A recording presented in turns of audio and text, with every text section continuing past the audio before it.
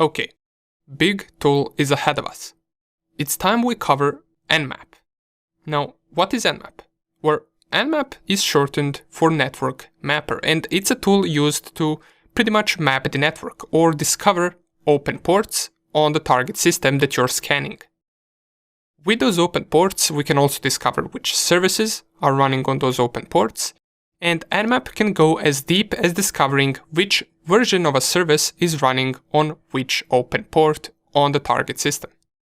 Now, Nmap does have some other options as well, but as we did mention in the previous video, we're here to only discuss the basics of Nmap, and if you'd like to dive deeper into Nmap, you can take a look at our Nmap cheat sheet, or you can also learn it from the Nmap manual.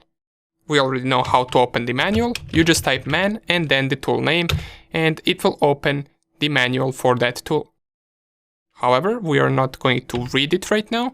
We are more interested in running the help menu of Nmap, and this will be a shorter version of what are the possibilities with this tool. As we can see, there are a lot of options that we can run. If you'd like, read through them and see what are the possibilities, but right now we're going to perform the very basic scan with Nmap just to see what output do we get and what does this tool do for us. The very basic scan would be typing the Nmap and then the IP address of our target. And as we can see, it finished in less than a second, and this is the output that we get. We scanned our OWASP virtual machine, and the only output that we get is which ports does our machine have open. And there are quite a few of them. So we have the 22 port open, which is running the service of SSH. We got our website hosted on port 80 since it's running HTTP over there. And as well, we got our website on port 443, which is running HTTPS. But we do also get some other ports open that are running different services, and that is also why Nmap is useful. Perhaps sometimes once you're scanning a website, you will discover other ports that are hosting other services, even though the website might not have bugs itself. Maybe the machine hosting the website has other services that are vulnerable to a different attack. But that is out of the aspect of this course. However, you can use Nmap to determine that, and you will use Nmap a lot if you perform penetration testing. So this very basic scan gave us the output of all of the open ports on Nmap, and it also gave us that it found 991 closed ports. Now, why is that? Well, Nmap by default scans most known 1000 ports. And out of those 1000 ports, 991 were closed, while as these 9 ports are found to be opened. If you want to dive even deeper into these open ports and perhaps you want to discover a version of a service that is running on this open port, you can run this command, nmap-sv, and then the IP address of your target. In our case, I'm using again OWASP BWA, and if I run it, it will take longer to finish than this scan. However, it should also take about a few seconds.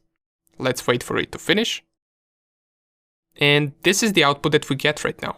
You will notice that it's quite larger than the previous one, since besides getting the same output, which is which ports are open, we also get this column right here that says version. It gave us the version of each service that it is found on open port. For example, if we take a look at SSH running on port 22, we get the exact SSH version that this target machine has, as well as we get the exact Apache version that is being hosted on port 80 for HTTP. And we do see that it does match with the output that we got, if you remember, from our WhatWeb tool. Remember that we got Apache 2.2.14. Well, Nmap gave us the same result, so we can pretty much determine that this is the correct output and that the target machine is indeed running Apache 2.2.14. We also get the versions for other ports as well. So this is pretty useful information. And we can also see that apparently HTTP is being served on these ports as well. So it's not only port 80. We also have HTTP running on port 8080, which is running Apache Tomcat, and we got HTTP being served on port 8081, which is running Jetty. Now this is something that we didn't know before. And now if we go, for example, to our Firefox and we try to visit our OWASP virtual machine on port 8081, so let's type it right here, 8081. Wow, so we do open another web page. This is a web page that we didn't see before. Since by default every browser opens a page on port 80, since that is the usual HTTP port. If we wanted to, for example, open a web page on a different port, we need to manually type it like this. And we do open another web page. Awesome. Let's see what else do we get. So pretty much that would be about it, all of this services version. And another thing that I want to show you that is possible with Nmap is to use something called scripts. Now, Nmap can also try to find vulnerabilities. It can be used as a vulnerability scanner. How can we do that? Well, we can type something like this, nmap --script, then we type vuln, and then the IP address of our target. Now, this will take a little bit longer to finish because it does perform all the scripts that are used for discovering vulnerabilities. And while this is running, let me show you this website called nmap.org, where you can pretty much read anything about Nmap that you like. You can go to this page and you can also find the manual here, read all of the available options with Nmap, read what it is used for in case you're interested in this. Awesome. Let's see if our scan is finishing. We did get some output right here. And by the way, you can check out the percentage of your scan by typing upper arrow, and it will tell you at what percentage is it at. So let's wait for it to finish.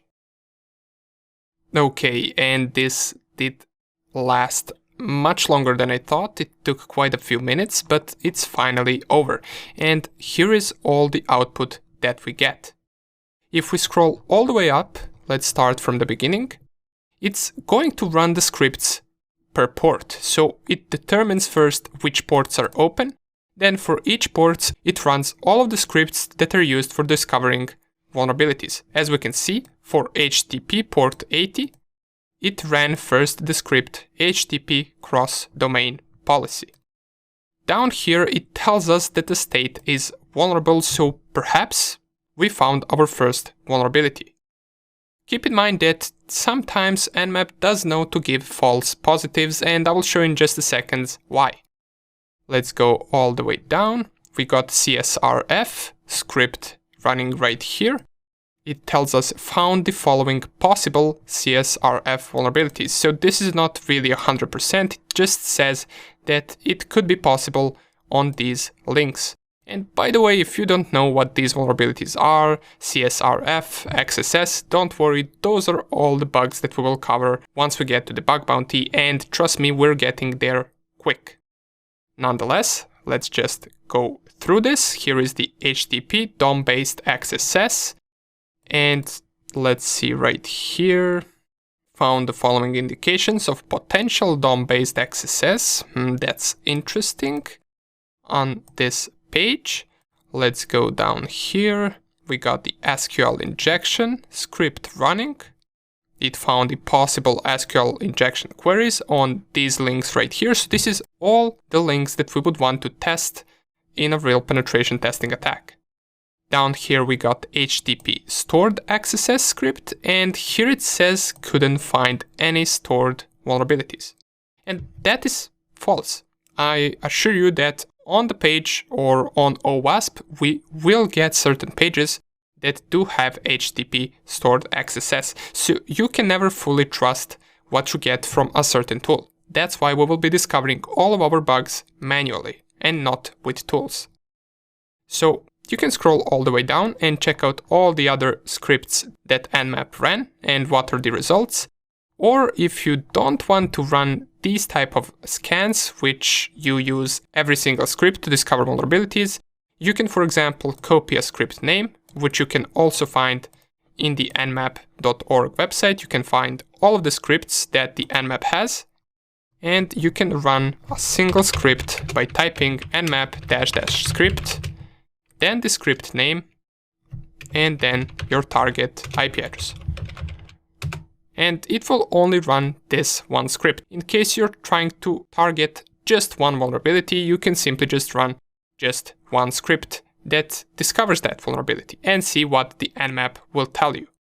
Once again, if I'm not mistaken, this HTTP stored XSS will give us the result that there is no such thing on the OWASP virtual machine. However, we will see later that stored XSS does indeed exist on our OWASP virtual machine. And here is the response. So this is what we get: open ports, and on the HTTP ports, because XSS is a website vulnerability, it tells us that it couldn't find any stored XSS vulnerabilities on both HTTP and HTTPS. Okay, nonetheless, these are some of the basics of Nmap and how you can use Nmap. Now, I strongly recommend that you dive deeper into this tool, and we will be leaving some resources for you to take a look at in order to learn Nmap, since it can be useful not only for website penetration testing, but for penetration testing and ethical hacking in general. This is one of the most important tools that hackers use. Nonetheless, as I mentioned, you will have resources where you can learn more about this tool, and in the next video, right before we get into Burp Suit, there is one more tool that we need to cover, which is called Nikto. See you in the next video.